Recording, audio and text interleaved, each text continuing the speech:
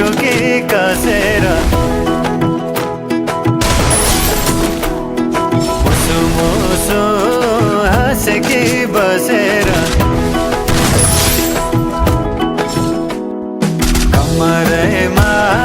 पटुकी कसेर मुसु मुसु हाँसेकी बसेर रुकुमै कोठा रुकुमै कोठा रुकुमै कोठा रुकुमै कोठा रुकुमै कोठा आँखा नि राम्रो